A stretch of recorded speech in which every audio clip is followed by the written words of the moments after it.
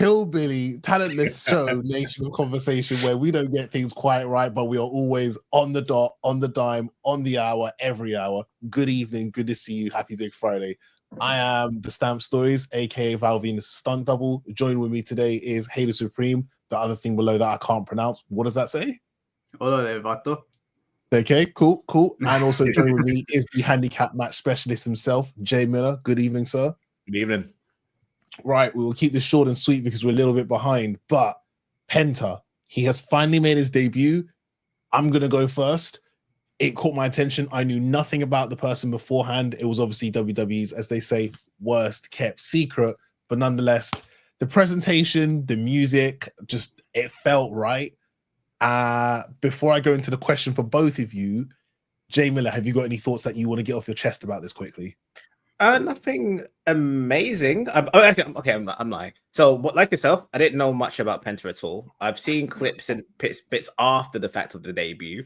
Debut went ridiculously well in terms of timing, in terms of everything else that they could have possibly have done to really push him. They've exceeded. It was a fun match. You put him up against someone in Chad Gable. They could both have a great match. Yes, probably not apparently something he does in terms of a slower pace match, but to me it was compelling. I enjoyed it, and obviously basing it where they based it, you've got people who love him up. We maybe don't know who he was, but he had mad love the entire time through. So you do that, you set him up for success from the jump, and hopefully it's something that he just builds upon. So yeah, great. Okay. To my left, Hater Supreme, how do you feel? Well, I was already aware of Penta. I've been following Penta's career for a long time. Obviously, you know Ellie's here. You know, Penta's big in South America, Colombia, whatever. Like he's all over the place, and so I already knew who he was. I knew he was going to be sick. There was no doubt in my mind that Penta was going to come in and tear the house down. I think he was presented well. Yeah, it was a slower match than what he usually does. We definitely didn't get to see the full scope of his abilities, but I think that the way he meshed with Chad Gable was really good. I think Chad Gable deserves his flowers because he's been putting everyone over and he's been making everyone look good. The modern day Kurt Angle.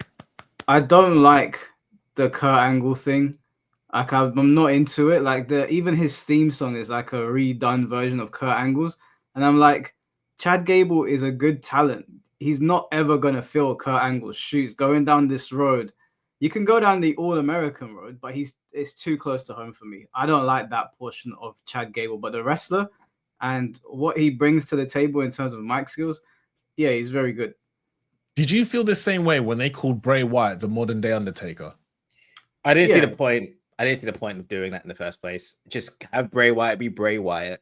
Chad Gable can be Chad Gable. Unfortunately, we missed the boat in the first place with comparing it to Kurt Angle. You had that. You could have done that. You chose not to. Why are we leading into it now? Like, you could have done it. You didn't do it. Like, you didn't do it. You're going to do it when Kurt's not even about. What's the point? Kurt could have been his manager, and it could have. They had it. They decided to throw it away, but now you do it. What's the point?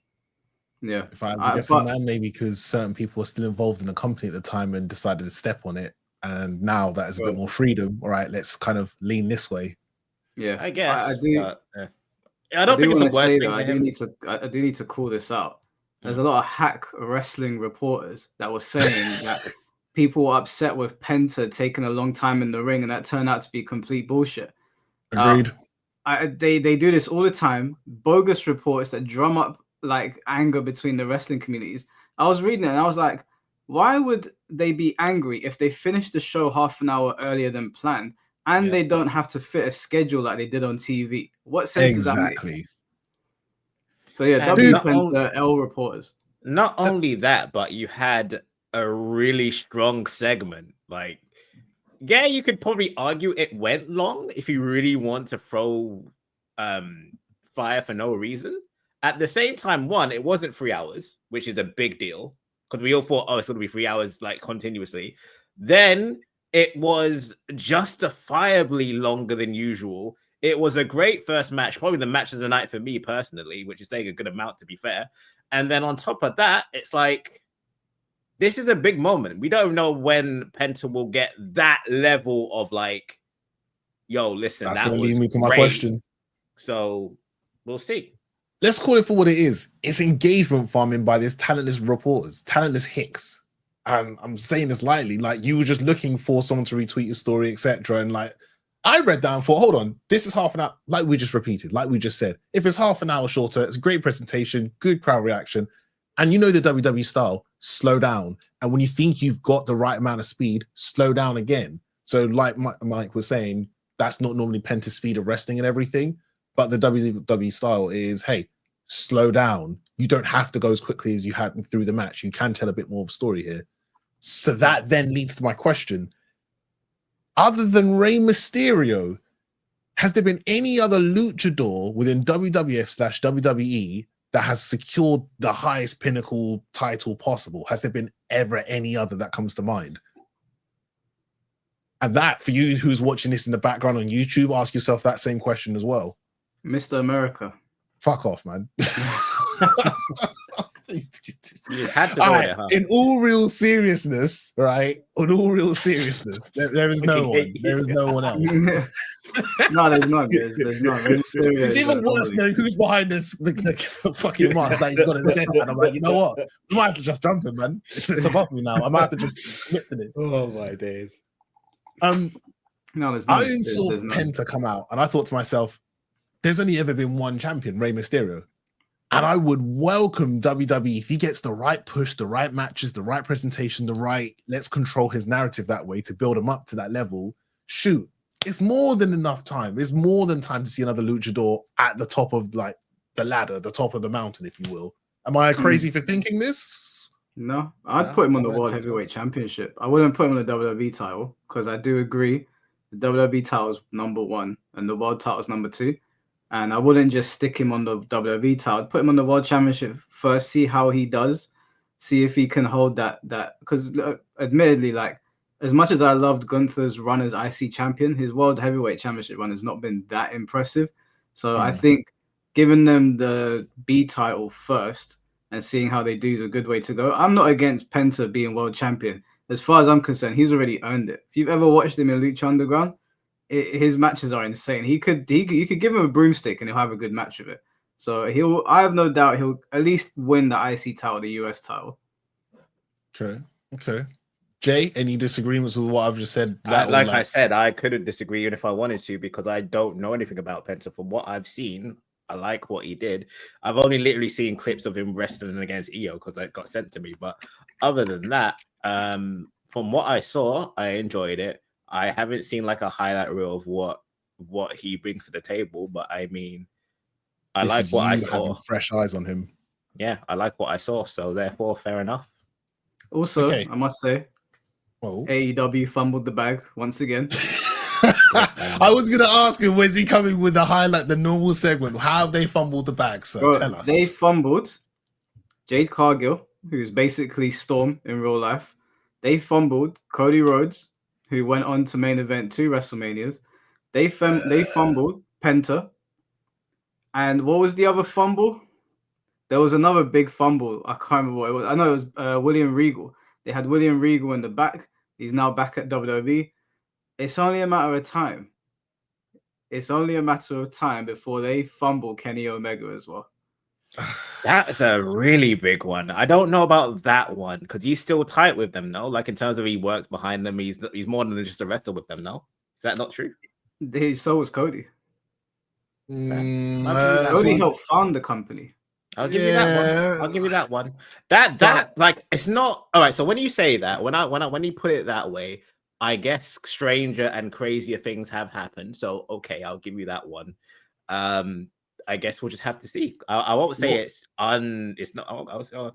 Let me give you the logic here. Yeah, AEW has lost wrestlers to WWE, and in the past, people have always been worried about getting lost in the Vince McMahon shuffle. Right? He brings you over, you just get buried by his homegrown talent. Whereas Triple H is bringing people in, and he's elevating them. And then you look at what they're doing in NXT; they're all being taken care of. So I think AEW wrestlers are looking at the product now, looking at how people are being handled, and they're like, I can actually make a name for myself over there. I'm not just going to be buried like how when Vince McMahon brought in WCW and just started burying all their talent, insulting them, having The Rock cuss out Booker T. and then bringing in AEW wrestlers, burying them. I think that we're going to see a lot of AEW talent move over to WWE because they just acquired TNA as well. So they're probably all sitting there thinking, this is a sinking ship. Have either of you got that announcement? In fact, let me read that announcement. I'm sure I've got it close to hand because for those of you who don't know, WWE and TNA have signed a multi-year agreement, and it is worth covering it for anyone who doesn't know what it is. It's also not surprising because WWE owns TNA's library, so we already knew that there was a relationship there because they had TNA wrestlers appearing in the Royal Rumble. They had Joe Hendry coming over to NXT, so we already knew there was a relationship there. Yeah, WWE's obviously they're chummy with Japan as well because Omos has gone off to Japan. I think it's that's where he is now, huh? Okay. Yeah, he's over in Japan. So WWE is Triple H has played his cards very well. Whoever's in charge is playing their cards very well. Right. Let me quickly announce this. So WWE and TNA Wrestling today announced a multi-year partnership aimed at creating unprecedented crossover opportunities within WWE and TNA programming for NXT superstars and TNA wrestling stars. Now, the NXT, that right there, the fine words NXT superstars, that's the crossover. I don't know if it's going to be so much as Raw and SmackDown, but, the odds are low but never zero. This is obviously, again, bigger than anything they've done before in terms of we have a partnership now. Me and you are joined at the hip. Let's do something awesome here. Yeah, Joe Hendry's gonna come out of the Royal Rumble and it's gonna go absolutely apeshit in there. Yeah. Guarantee. Okay. Again, I know we strayed off topic quite a bit, and I did want to say WWE originally fumbled the bag with Cody Rhodes, but in doing so, got something totally out of, well, who knows, would the American Nightmare have come out of him? No, it wouldn't. If he was still in the system, there's no reason to be the American Nightmare. That was more of a, I am not a nightmare, I've created your rival. But anyway, Penta's debut, awesome.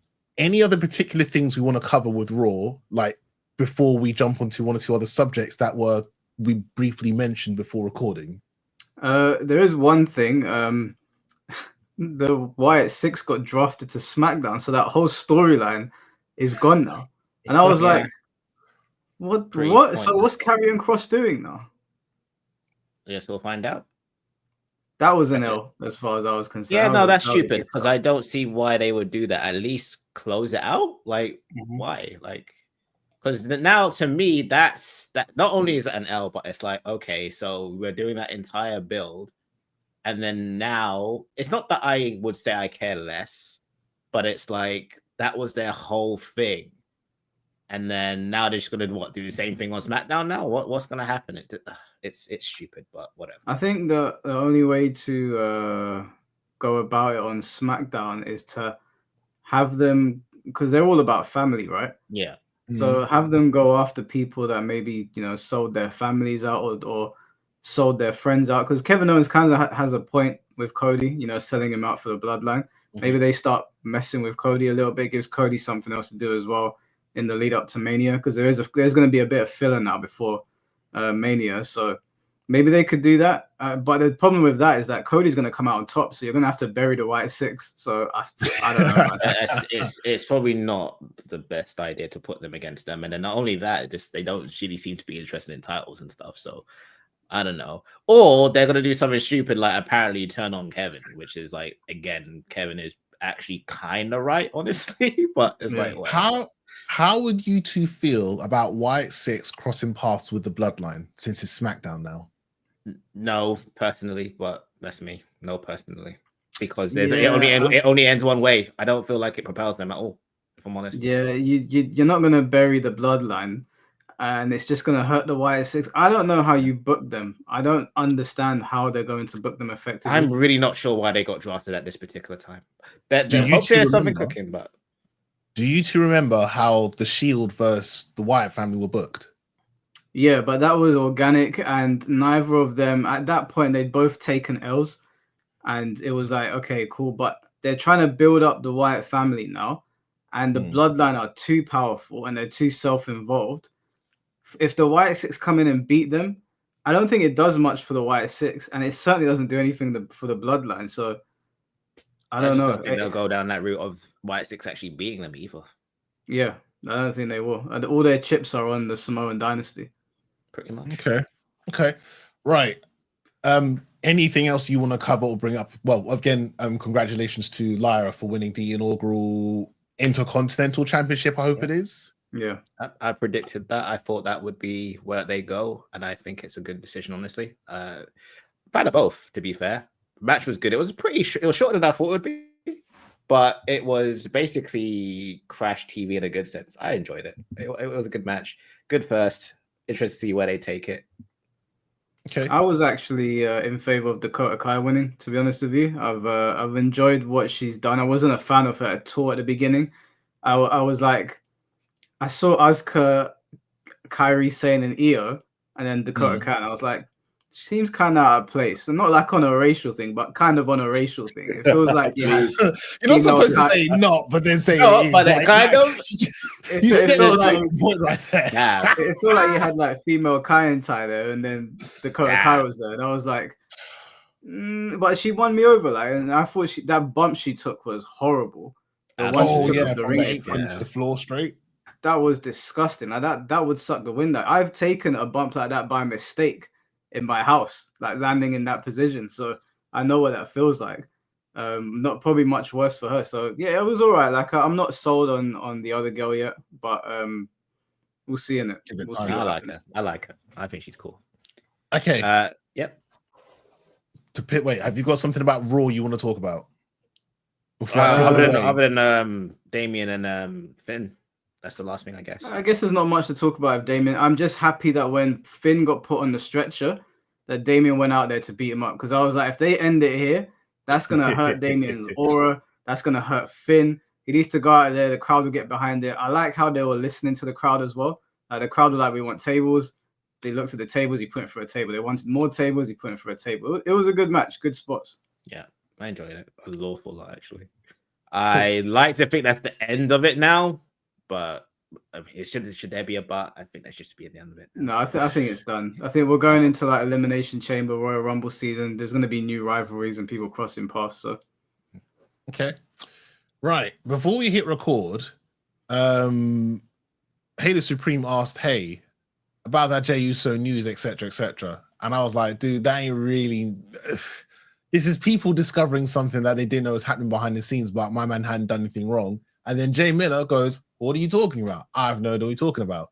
So, Hayder, would you like to give the 411 to Jay about what's going on, or do you need me to do it? Remind me what the girl's name was again. I forgot. Jada Parker, NXT beautiful talent. Yeah. So before he loses his mind over her, Jada Parker, so there was some controversy surrounding her already because she had tweeted out in support of, I think, the US Congress or the Supreme Court banning transgender athletes. And, you know, her being a woman was like, yeah, I'm in support of this. Don't really want to get fucked up. So I'm happy with this. She obviously said that on Twitter. We know what Twitter's like. They went for her neck. Closely, soon she after just liked that, the tweet. She didn't really say much. She just liked it. So I was like, "How could you like this?" Oh, wait, I God. thought likes were hidden anyway.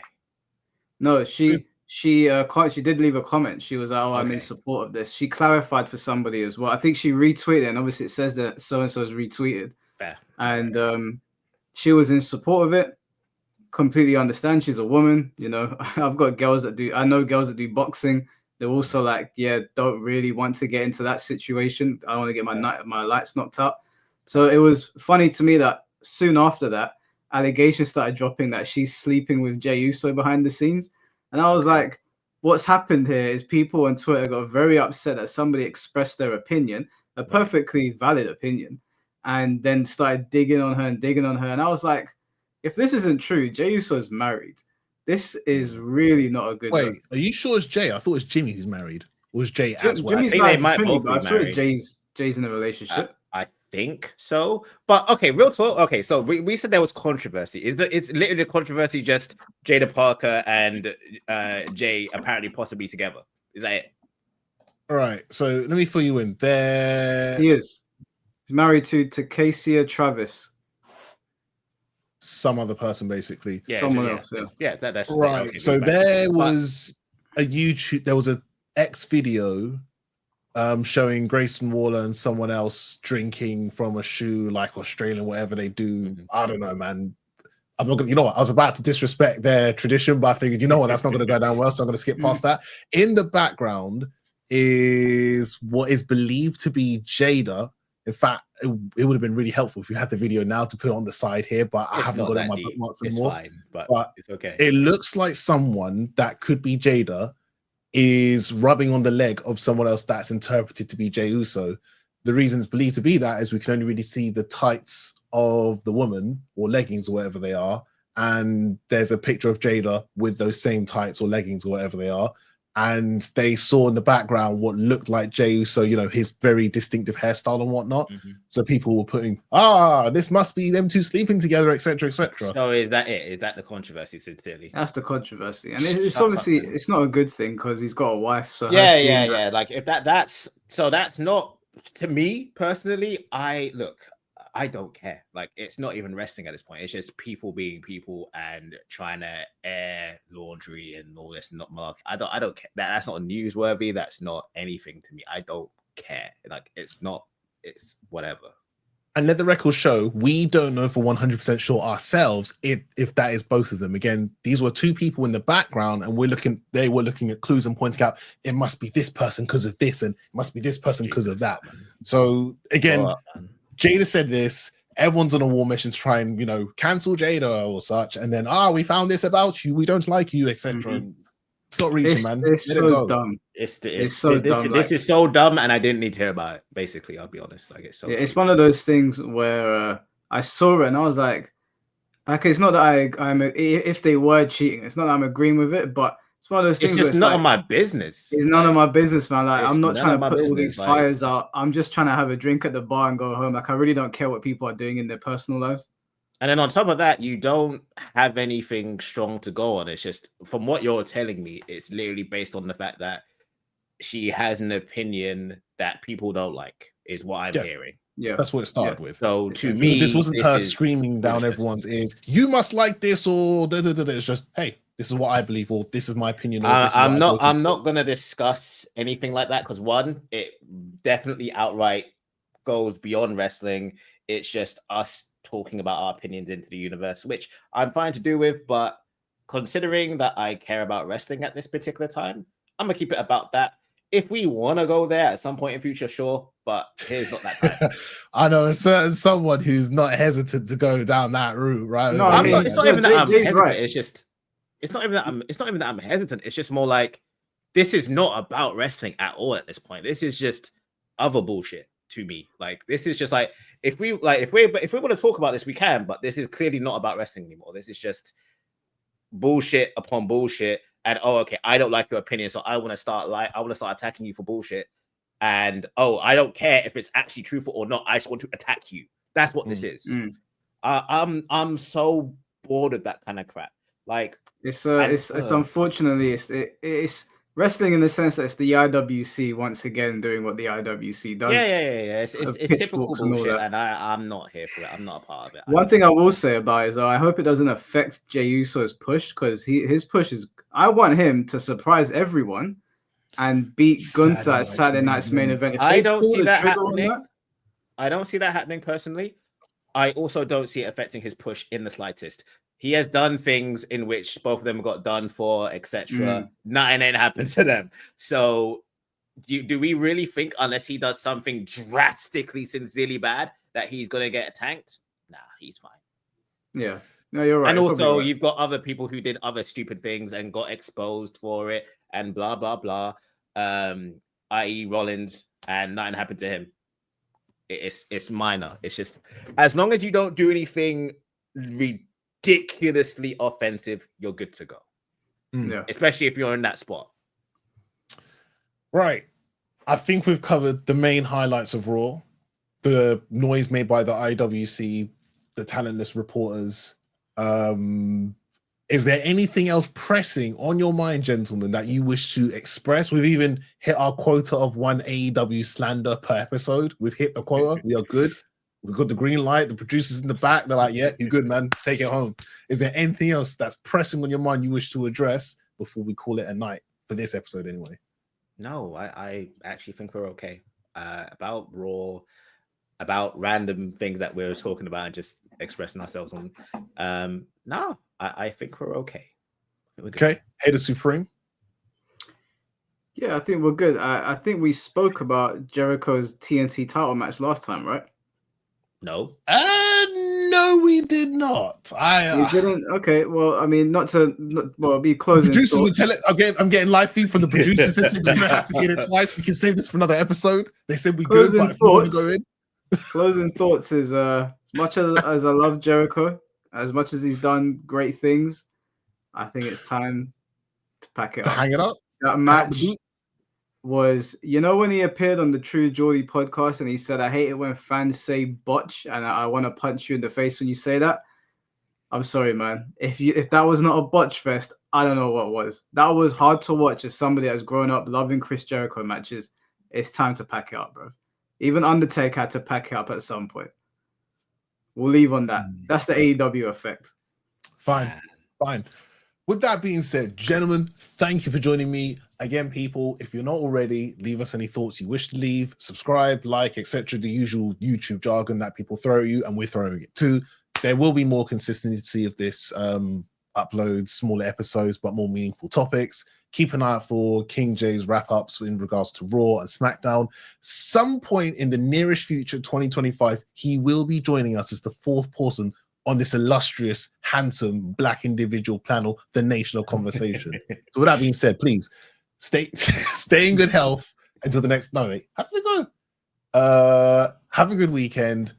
Look after yourselves. Stay in good health. If we don't get to see you, stay in good health until next time we do get to see you. Blah blah blah blah. Take care. Vitamins. Say your prayers, brothers. Get him off the mic. Get mute that. Get him out of here.